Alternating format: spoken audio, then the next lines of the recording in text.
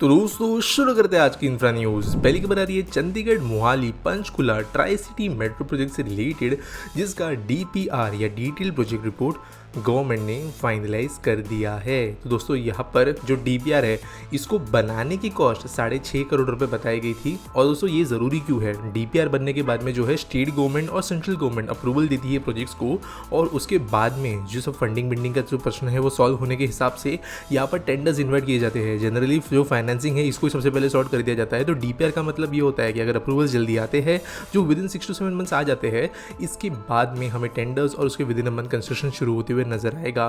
तो ये दोस्तों चंडीगढ़ के लिए एक बहुत इंपॉर्टेंट बात है। प्लान सिटी है विदाउट प्रॉपर पब्लिक ट्रांजिट, तो इसकी वजह से यहाँ पर ये ज़्यादा ज़रूरी बनता है। At the same time Chandigarh Mohali Panchkula metro एक बार पहले डिज़ाइन प्रिपेयर एंड कैंसिल हो चुकी है, जिसके बाद में यहाँ पर ये सेकेंड टाइम प्रपोजल दिया गया था जिसको अप्रूव किया गया था। अगली दोस्तों जो खबर आ रही है वो है हमारी Indian space research organisation ISRO सी, जिन्होंने कहा कि वो अगला लूनर मिशन चंद्रयान 4 लॉन्च करेंगे। और दोस्तों यहाँ पर कहा गया है कि जो ये अगला वाला मिशन होगा उसमें 5 स्पेसक्राफ्ट मॉड्यूल्स होंगे। जो इसरो चीफ है एस सोमनाथ, उन्होंने कहा है कि यहाँ पर चंद्रयान 3 में 3 मेन कंपोनेंट्स थे, लैंडर, रोवर और प्रोपल्शन मॉड्यूल। यहाँ पे ये जो न्यू वाला वर्जन होगा ये 5 स्पेसक्राफ्ट मॉड्यूल से बनेगा। यहाँ पर propulsion module, descender module, ascender module और ट्रांसफर मॉड्यूल होगा री एंट्री मॉड्यूल के साथ। यानी कि इस बार हमने क्या किया, हमने जो है चांद पे एक रोवर भेजा था जिसके लिए जो जाने का मैकेनिज्म है, जो एक्चुअल रॉकेट वाला मैकेनिज्म है वो, उसके बाद में इसरो का रोवर जिसके अंदर था उसके लैंड होने का मैकेनिज्म, और फिर रोवर के बाहर आने का, ये 3 कंपोनेंट्स थे। इस बार जो है स्पेसक्राफ्ट जाएगा स्पेस के अंदर, वहाँ पे हमें एक डिसेंडर मॉड्यूल जो भी चीज़ है कैरी करने वाला, उनको कैरी करते हुए मून पे लैंड होगा। ये बाहर आएगा, शायद सैंपल्स वगैरह कलेक्ट करेगा, कुछ टेस्ट वगैरह करेगा, वो हम बाद में जानेंगे। और फिर ये वापस उस मॉड्यूल में जाएगा, फिर ये मॉड्यूल जो है वो असेंड करेगा। ऑब्वियसली कुछ पार्ट जो है वापस मून पे ही छूट जाएगा, लेकिन असेंड करके ये फिर से जो री एंट्री मॉड्यूल जो घूम रहा हुआ ऑर्बिट में उससे अटैच होके वापस धरती पर भेजेगा। तो इस बार हम सिर्फ मून पे जाएंगे नहीं, बल्कि मून पे जाके वापस आएंगे, प्रोबेबली कुछ सैंपल्स एंड टेस्ट वगैरह करने के बाद। अगली खबर दोस्तों जो आ रही है वो है हमारे साइंस सिटी से रिलेटेड। तो आप जानते हो कि कई गवर्नमेंट्स ने बहुत बड़े लेवल पे जो है साइंस सिटीज डेवलप की है। करेंटली कलकत्ता के अंदर हमें रिसेंट इनॉग्रेशन देखने मिला, गुजरात के अंदर एक मैसिव साइंस सिटी है, और जलंधर के बाद में यहाँ पर अब डिसाइड किया है कि छत्तीसगढ़ गवर्नमेंट नवा रायपुर इस शहर के अंदर भी एक न्यू साइंस सिटी बनाएगी कि तो ये देश की 4थी बड़ी साइंस सिटी होगी। अगली खबर दोस्तों असम से, जहाँ पर इनॉग्रेट किया गया है देश का लार्जेस्ट प्रधानमंत्री ग्रामीण आवास योजना को, और 1600 करोड़ रुपीस का ये टोटल प्रोजेक्ट था। बेसिकली एक सोलर पावर्ड हाउसिंग कॉलोनी यहाँ पर बनाई गई है नाहरकटिया के अंदर, और यहाँ पर ये जो घर बने हैं वो लोगों को समर्पित किए गए। इसके अलावा भी कुछ प्रोजेक्ट्स यहाँ पे सीएम ने इनॉग्रेट किए, जैसे 745 करोड़ रुपीस के दूसरे डेवलपमेंट प्रोजेक्ट्स है, एम्बुलेंसेस, टी गार्डन्स के लिए फैसिलिटीज वगैरह वगैरह। अगली दोस्तों जो खबर आ रही है वो है फिर से असम से ही, जहाँ पर एडिशनल 18,000 करोड़ रुपए के प्रोजेक्ट जो है असम सीएम के साथ में मिलकर पीएम ने इनवाइट किए हैं। 2 दिन का असम पीएम ने इनॉग्रेट किए हैं। असम टूर जो है यहाँ पर UNESCO world heritage site Kaziranga national park के अंदर यहाँ पे कुछ प्रोजेक्ट्स को इनॉग्रेट किया गया है। इसके अलावा स्टेट सेंट्रल दोनों गवर्नमेंट के प्रोजेक्ट्स का इनॉग्रेशन किया गया है। 11,600 करोड़ के यहाँ पर इंफ्रास्ट्रक्चर प्रोजेक्ट्स ही है। और अगर सबसे मेजर प्रोजेक्ट अनाउंसमेंट की यहाँ पर बात करें तो वो है 27,000 करोड़ का सेमीकंडक्टर प्लांट जो टाटा ग्रुप बनाने वाली है असम में मार्च 13 को। अगली खबर दोस्तों जो आ रही है वो है उड़ीसा से, जहाँ पर इंडस्ट्रियल ग्रोथ को बढ़ावा देने के लिए एक हाई लेवल क्लियरेंस अथॉरिटी बनाई गई है, जिसकी चेयरमैनशिप डायरेक्टली जो सीएम है स्टेट के वो करेंगे। और ऑलरेडी इन्होंने 7 इन्वेस्टमेंट प्रपोजल्स अप्रूव कर दिए हैं 80,125 करोड़ के। अब दोस्तों ये ज़रूरी क्यों है मैं समझ जाता हूँ आपको। कई बार जो गवर्नमेंट है वो स्पेशल विंडोज़ या कहीं तो फास्ट ट्रैक विंडोज़ बनाती है इंडस्ट्रियल पॉलिसीज़ के हिसाब से, ताकि जो कंपनी आ रही है उनको बाबू अफसर और करप्शन के चक्कर में परमिशंस ना मिले, ऐसा ना हो। सीधे सीधे एक जगह से जो है सारे के सारे परमिशंस मिल जाते हैं और इंडस्ट्री फटाफट सेटअप होती है। कई बार इनके अंदर भी डिस्क्रिपेंसीज होती है, ऊपर बैठा हुआ बाबू अफसर ठीक से काम नहीं करता। तो यहाँ पर ये जो बॉडी बनी है, क्लियरेंस अथॉरिटी बनी है, जहाँ पे सीएम ही बैठे हैं। यहाँ पर जो ये 80,000 करोड़ के प्रोजेक्ट्स अप्रूव किए गए हैं, इनके अंतर्गत 24,552 जॉब्स क्रिएट होंगी।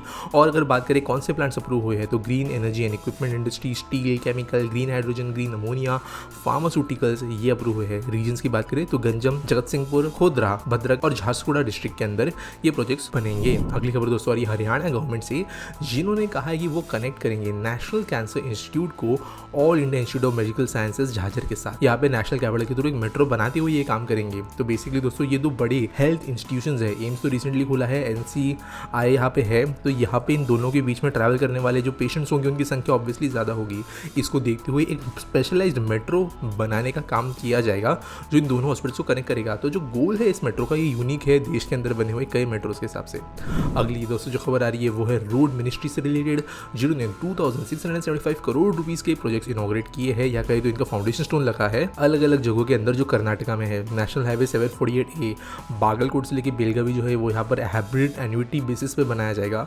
92.40 किलोमीटर के दूसरे इनिशिएटिव स्पैन भी है जो बनाए जाने वाले हैं।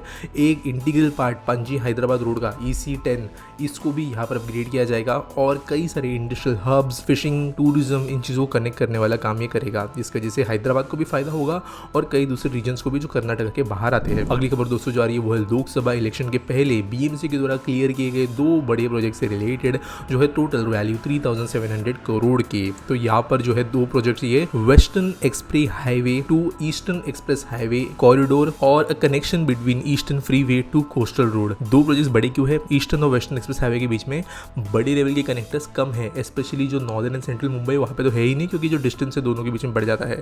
टनल्स वगैरह बन रही है लेकिन इसको टाइम लगेगा, लेकिन ये कनेक्टर्स जो है वो अप्रूव कर दिए गए हैं। और जो ईस्टर्न एक्सप्रेस हाईवे है इनको करंटली बहुत ज़्यादा सदर्न मुंबई में से जाते हुए कोस्टल रोड कनेक्ट करना पड़ेगा। इसको ध्यान में देखते हुए ये सेकंड वाला प्रोजेक्ट भी अप्रूव किया गया है। अगली दोस्तों जो खबर आ रही है वो है हमारे एविएशन का है, या तो बेसिकली डिफेंस एविएशन से रिलेटेड जब एक मेजर डेवलपमेंट देखने मिला है। और जो कम्युनिटी ऑफ सिक्योरिटी है इन्होंने क्लियर कर दिया है एक project to design and develop the advance medium combat aircraft 5th generation stealth fighter project. ये DRDO काम करेगी। 15,000 करोड़ रुपए का ये प्रोजेक्ट है। और यहाँ पर दोस्तों जो पार्टनरशिप होगी ये ऑब्वियसली अलग अलग कंपनीज और अलग अलग एजेंसीज के बीच में होगी। प्राइवेट एंड पब्लिक दोनों एजेंसीज का यहाँ पे इस्तेमाल किया जाएगा। और गवर्नमेंट ने कहा है कि तकरीबन 5 साल के अंदर ये 5 इनिशियल प्रोटोटाइप्स बनाएंगे। अब ये बहुत एम्बिशियस प्रोजेक्ट है, देखते किस तरीके से इसका एग्जीक्यूशन होता है। अगली दोस्तों जो खबर आ रही है वो है देश के AI या आर्टिफिशियल इंटेलिजेंस मिशन से रिलेटेड, जहाँ पर यहाँ पे कहा गया कि ₹10,372 करोड़ रुपीस की इन्वेस्टमेंट वो कर रहे हैं अगले 5 साल के हिसाब से। वैसे दुनिया के स्केल से हिसाब से देखा जाए तो ये इतना बहुत बड़ा इन्वेस्टमेंट नहीं है, लेकिन फिर भी गवर्नमेंट ये इन्वेस्टमेंट कर रही है, क्योंकि प्राइवेट लेवल का इन्वेस्टमेंट इससे कई गुना ज़्यादा बड़ा है। ज़्यादातर गवर्नमेंट को ऐसा डायरेक्ट इन्वेस्टमेंट नहीं करी है। मेजरली इनका काम ये होगा पैसों के जरिए कि जो यूथ है उनके अंदर AI का लार्ज स्केल एडॉप्शन हो। कई एरियाज को यहाँ पे कवर करेंगे और एक मार्केट प्लेस ये AI के अंदर बनाना चाहते हैं, चाहे वो स्टार्टअप्स हो, कम्युनिटी हो, एकेडेमिया हो, और 10,000 GPU से ज़्यादा लेस एक सुपर कंप्यूटिंग कैपेसिटी भी ये बनाएंगे, ताकि जो स्टार्टअप्स वगैरह है उनको ये AI की जो टेक्नोलॉजी के अंदर नीड होने वाला बहुत इंपॉर्टेंट कंप्यूटिंग पावर है वो एक्सेस कराया जा सके गवर्नमेंट के जरिए। साथ साथ 2-3 AI इनोवेशन सेंटर्स भी खुलेंगे। अगली खबर दोस्तों जो आ रही है वो है असम से, जहाँ पर फिर से इंडस्ट्रियलाइजेशन बारे में हमें खबर मिली है और एक गवर्नमेंट ने एलोकेट की है 2,434 करोड़ रुपीस उत्तर पूर्व ट्रांसफॉर्मेटिव इंडस्ट्रियलाइजेशन स्कीम के अंतर्गत। 60% आउटले जो है इसका एनमार्क किया गया है 8 नॉर्थ ईस्टर्न स्टेट्स के लिए, और 40% जो है वो FIFO या first in first out basis पर दिए गए हैं। बेसिकली अगले आने वाले 10 साल के अंदर जो कई सारी इंडस्ट्रीज़ है उनको यहाँ पर जो रजिस्ट्रेशन है, एग्जैक्ट सेटअप करना वगैरह हो गया, जो स्कीम के अंतर्गत मिलने वाली सब्सिडीज़ है, ये सब चीज़ों में मदद करने का काम गवर्नमेंट करेगी। अगली खबर दोस्तों आ रही है यूनियन मिनिस्टर सर्बानंद सोनोवाल से रिलेटेड, जिन्होंने अप्रूव किया है प्रोजेक्ट 800 करोड़ रुपीस का श्यामा प्रसाद मुखर्जी पोर्ट कोलकाता को ट्रांसफॉर्म करने के लिए। तो ministry of food shipping waterways के द्वारा ये अप्रूवल दिया गया, और जो बेसिकली बर्थ नंबर 8 है और बर्थ नंबर 7 है इसको अपग्रेड किया जाने वाला है। कुछ मैकेनिज्म लगाए जाएंगे ताकि जो बोट्स वगैरह है उनको जो है तेजी से खाली और लोड किया जा सके। श्यामा प्रसाद मुखर्जी पोर्ट इंपॉर्टेंट था एक ज़माने में देश के लिए, अब इसको अपग्रेड करके फिर से रिलेवेंट बनाने के काम हो रहा है। आज के आसपेटी सवाल के बारे में बात करें तो यश मराठे पूछते हैं why Indian railways is not making underground train network for reaching Mumbai. तो देखो एक सिंपल सी बात है, पैसा। एक अंडरग्राउंड टनल जो होती है वो कई गुना ज़्यादा महंगी होती है एलिवेटेड या ऑन ग्राउंड ट्रैक के कंपैरिजन में। ना सिर्फ बनाने में महंगी होती है, लेकिन उसको बाद में चलाते रखना भी बहुत ज़्यादा महंगा होता है मेंटेनेंस के हिसाब से। चाहे फिर वहाँ पे एक प्रॉपर वेंटिलेशन सिस्टम मेंटेन रखना हो, सेफ्टी के लिए जो सिस्टम्स लगाए जाते हैं वो रखना हो, बिजली जो है वो जो पहुँचती है अंडरग्राउंड टनल के अंदर, तो वो ओवरहेड वायर्स वगैरह जो है उनको बनाना बहुत डिफिकल्ट है। साथ साथ ट्रेन नेटवर्क्स की बात करें तो पैंटोग्राफर जो हमारे यहाँ पे वाइड गेज ट्रेन चलती है उसके हिसाब से जहाँ पे अगर बनाने जाए हम टनल्स तो और महंगे हो जाएंगे।